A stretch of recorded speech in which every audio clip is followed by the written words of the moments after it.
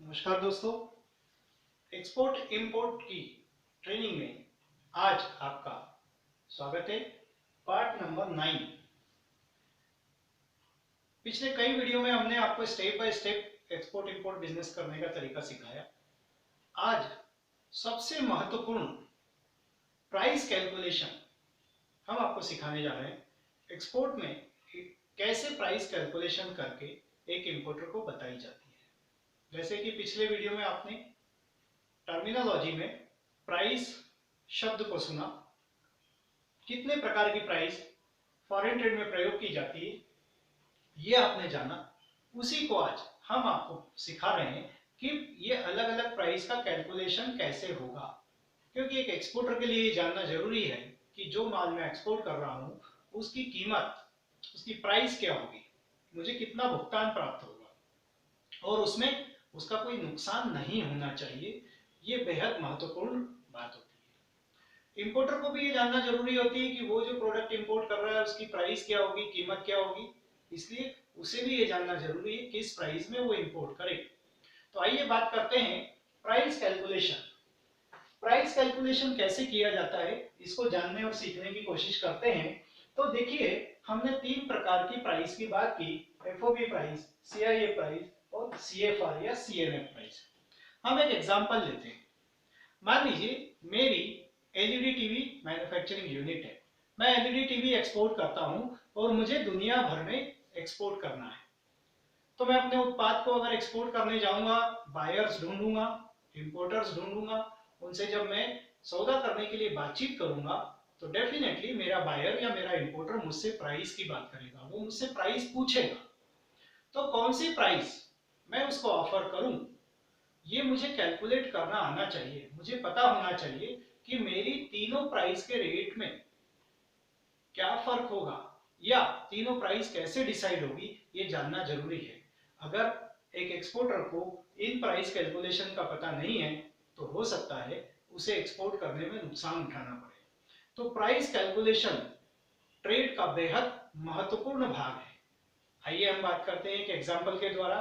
ये एग्जांपल हमने एज्यूम किया है प्राइस, ठीक है, ये कोई प्राइस फिक्स नहीं है, हमने एज्यूम किया है, माना है कि ये इसकी प्राइस है और इसको इस प्रकार से कैलकुलेट किया गया है। तो मैं बात करता हूं एलईडी टीवी। ये देखिए, एक पार्टिकुलर प्रोडक्ट चेंज नहीं होता है, बायर चेंज नहीं होता है, सप्लायर चेंज नहीं होता है, पर अगर प्राइस की टर्म चेंज हो जाए तो प्राइस बदल जाती है। वो कैसे बदल जाती है इस उदाहरण के द्वारा हम आपको समझाने की कोशिश करते हैं। मान लीजिए मेरा एलईडी टीवी, उसका कॉस्ट ऑफ प्रोडक्शन, उसकी लागत मूल्य, फैक्ट्री लागत मूल्य $90 है। अब ये भी जरूरी है कि अगर मैं भारत का एक्सपोर्टर हूं तो मुझे प्राइस तो रुपीस में कैलकुलेट होगी और वो रुपीस को मुझे कन्वर्ट करना पड़ेगा आज के डॉलर के एक्सचेंज रेट में। फॉरेक्स मार्केट में डॉलर का रेट क्या चल रहा है, क्योंकि विदेश व्यापार में सामान्य तौर पर जो भी प्राइस ऑफर की जाती है, जो व्यापार किया जाता है, वो डॉलर टर्म में किया जाता है।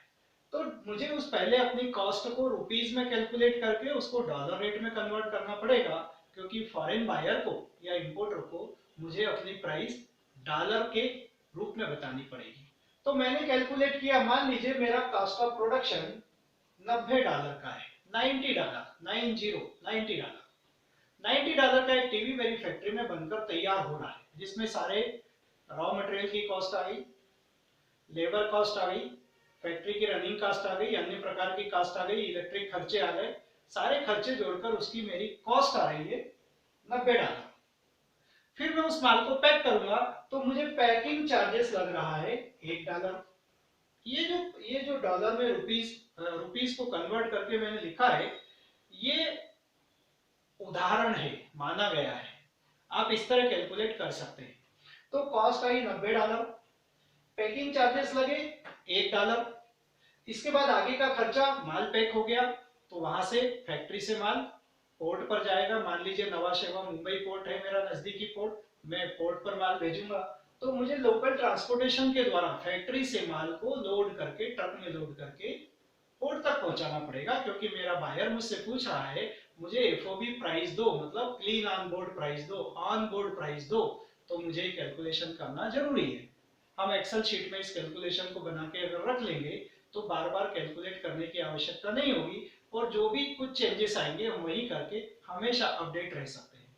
तो cost of production $90, packing charges $1, $1, then local transportation charges $1, loading unloading, मेरी फैक्ट्री में माल लोड होगा, पोर्ट पर माल अनलोड होगा, उसके एक्सपेंसेस भी मान लीजिए, खर्चे मान लीजिए $1।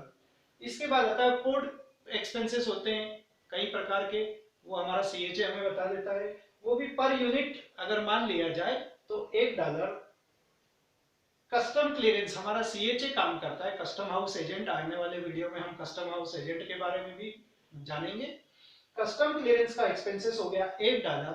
मिसलेनियस, कुछ ऐसे छोटे मोटे खर्चे हो जाते हैं जो छोटे छोटे होते हैं, रुपीस में होते हैं, उनको हम डॉलर में कन्वर्ट कर देंगे। मान लीजिए मिसलेनियस अन्य खर्चे $2, और इसके बाद हम उसमें जोड़ लेंगे अपना प्रॉफिट $3। तो ये अगर कैलकुलेशन किया जाए 90, 91, 92, 93, 94, 95, 97 प्लस 3, टोटल $100।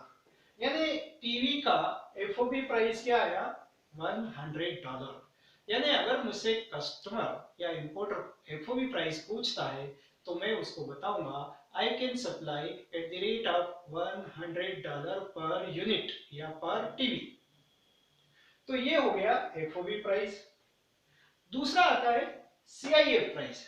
देखिए सीआईएफ में दो शब्द जुड़ गए, ये तो हो गई कॉस्ट यानी सी, फिर आता है आई यानी इंश्योरेंस, और तीसरी चीज आती है फ्रेट। तो फ्रेट यानी शिप का फ्रेट, मेरे देश से दूसरे देश तक माल जाने का फ्रेट। मान लीजिए एग्जांपल के लिए मुझे एक दुबई का बायर मिला, उसने मुझे कहा आप एफओबी प्राइस बताएं, तो मैंने कैलकुलेट करके बता दिया उसको $100 पर यूनिट पर टीवी। वो कहता नहीं sir sorry, please show me CIF price. मुझे फिर कुछ कैलकुलेशन उसमें ऐड करना पड़ेंगे या एक कैलकुलेशन करना पड़ेंगे, तो मेरी कॉस्ट आई $100, जिसे मैं यहां पर लिखता हूं 100। ये मेरी कॉस्ट जो एफओबी प्राइस में आई है वो मैंने 100 यहां लिख दी। फिर आता है इंश्योरेंस। इंश्योरेंस मान लीजिए $2 का है, इंश्योरेंस $2, और मुंबई के नवा शेवा पोर्ट से दुबई के पोर्ट तक पहुंचने का जो फ्रेट होगा वो $3। एग्जाम्पल के लिए मैंने मान लिया कि $2 मेरा इंश्योरेंस होगा और ये फ्रेट होगा। तो यहां पर क्या कास्ट आई, 100 प्लस 2 प्लस 3, $105। यानी जो प्रोडक्ट मेरा एलईडी टीवी का था उसकी जो कॉस्ट प्राइस थी, एलईडी टीवी की कॉस्ट प्राइस मेरी $100 जो आई थी। देखिए सीआईएफ प्राइस में प्रोडक्ट वही है, बायर वही है, सप्लायर वही है, पर प्राइस टर्म बदलते ही प्राइस भी बदल गई। जो टीवी एफओबी प्राइस में $100 का था अब वो $105 का हो गया, $105 का, राइट। नेक्स्ट आता है सीएफआर या CNF, cost and freight. Cost and freight इसके नाम से ही समझ में आ जाता है कि इसमें इंश्योरेंस शब्द शामिल नहीं है। तो पहले हम जोड़ेंगे कॉस्ट।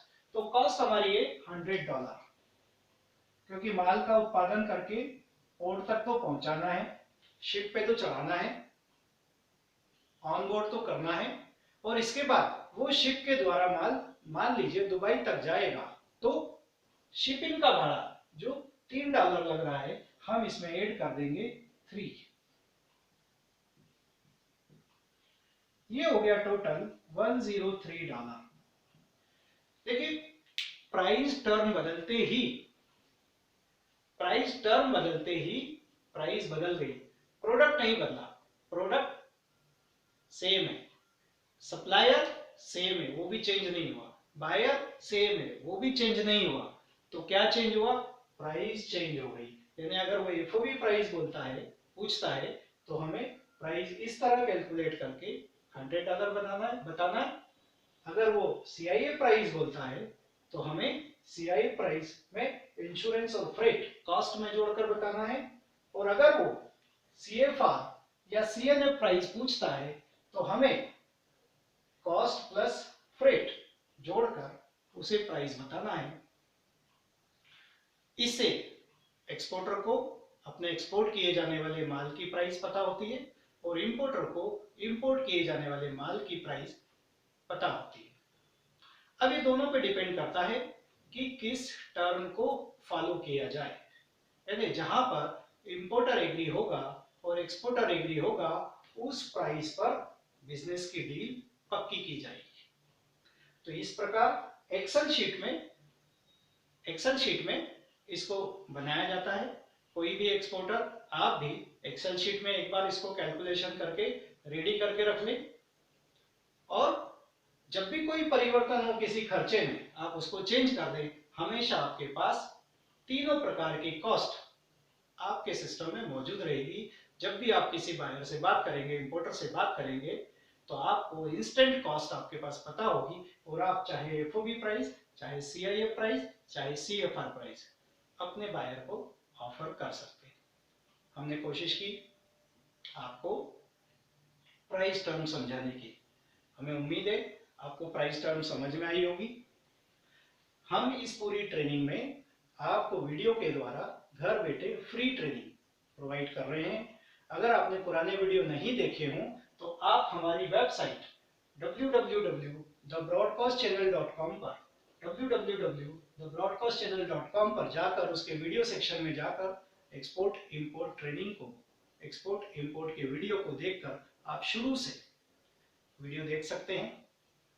हमें उम्मीद है आसान भाषा में हम आपको ये समझाने का प्रयास कर रहे हैं कि एक्सपोर्ट इंपोर्ट बिजनेस कैसे किया जाता है।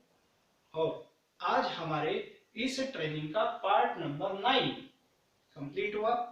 आने वाले वीडियो में हम इंटरनेशनल मार्केट में बायर कैसे ढूंढे जाते हैं, इंटरनेशनल मार्केट में सप्लायर कैसे ढूंढे जाते हैं, उनकी भी बात करेंगे। कस्टम हाउस एजेंट कौन होता है, कस्टम हाउस एजेंट एक इंपोर्टर या एक एक्सपोर्टर के लिए क्या क्या कार्य करता है, इसको भी हम सीखेंगे। तो आने वाले वीडियो देखते रहिए। पुराने वीडियो, इसके पहले के वीडियो अगर आप नहीं देख पाए हैं तो शुरू से इस ट्रेनिंग को प्राप्त करने के लिए आप YouTube पे हमारे वीडियो देख सकते हैं या हमारी वेबसाइट www.broadcastchannel.com पर जाकर भी आप सारे वीडियो देख सकते हैं। आप भी देखें, अपने मित्रों को भी बताएं, अपने रिश्तेदारों को भी बताएं। कोई भी व्यक्ति घर बैठे वीडियो देखकर एक्सपोर्ट इंपोर्ट का पूरा ट्रेनिंग, ई-लर्निंग घर बैठे प्राप्त कर सकता है। यही हमारा उद्देश्य है। Thank you very much. जय हिंद।